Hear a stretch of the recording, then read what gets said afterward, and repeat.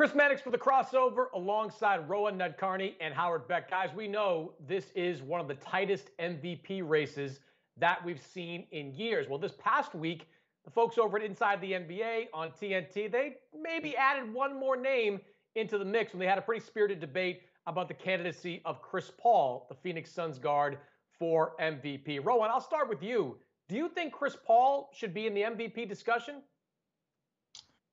That's a good question, Chris. Once again, this is one of those questions that depends on how you define discussion. Do I think he should win the award? I don't think so. I do think guys like Embiid, LeBron have been better. But do I think that he should be in the conversation in that fourth or fifth range? Yes, I do. And that's still an accomplishment.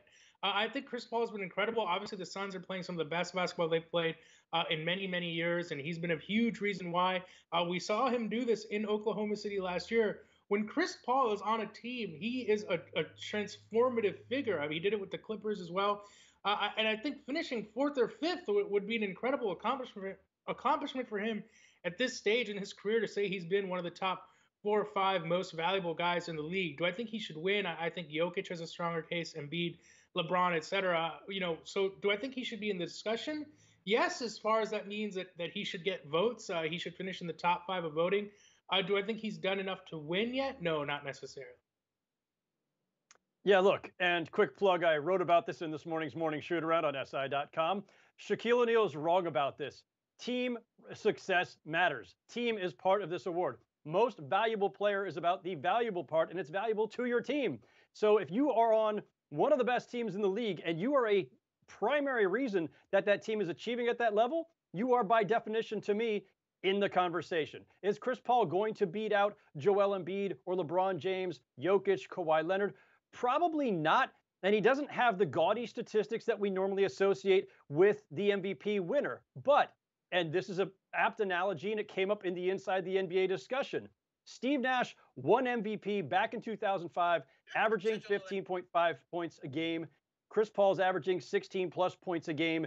But he is one of the primary, if not the primary reason that the Suns went from perennial lottery team, including last year, to suddenly, as we speak, second in the Western Conference. He deserves notice for that. He deserves credit for that. And I think he deserves to be at least in the discussion for MVP for that, even if, as Rohan says, it might be lower on the ballot.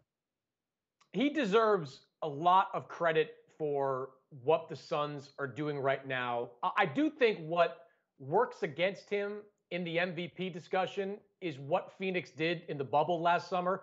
Suns went 8-0, and they were clearly a team on the rise when that bubble season ended for them. They had and have a great coach in Monty Williams. They have a great young guard in Devin Booker. And what I've seen from DeAndre Ayton this year, where he has embraced the role of defensive stopper, that's played a key part in this team's success. Not to say Chris Paul isn't an improvement over Ricky Rubio. I'm just thinking that this team was trending in a positive direction at the end of last season, and Chris Paul only enhanced that. Howard, I will say one thing about Chris Paul.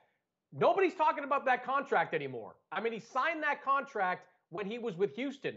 The Rockets, I don't think, regret their time with Chris Paul. In fact, after that one rocky season with Russell Westbrook, they probably would have liked to get Chris Paul back. We know Oklahoma City had no regrets about Chris Paul. He got them into the playoffs and was a great mentor to some of the young guards they have on that team. Now he's doing the exact same thing with Phoenix.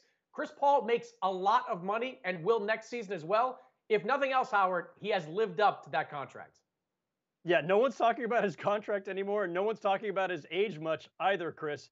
And yeah, I think the Rockets would like to undo that trade to get those picks back as well. That was a huge mistake on their part.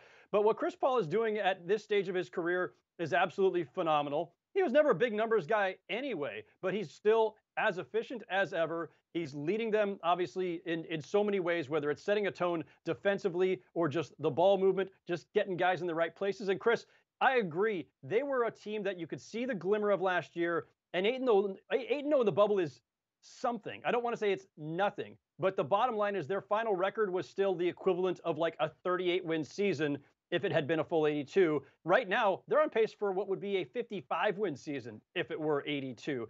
That's a tremendous leap for this Suns team, and I think that Chris Paul being that linchpin has a lot to do with it. That's a perfect compliment to Devin Booker in Phoenix. And if you're the Suns this offseason, maybe start talking contract extension with Chris Paul to keep him around for a couple of years longer. For more, check us out over at SI.com.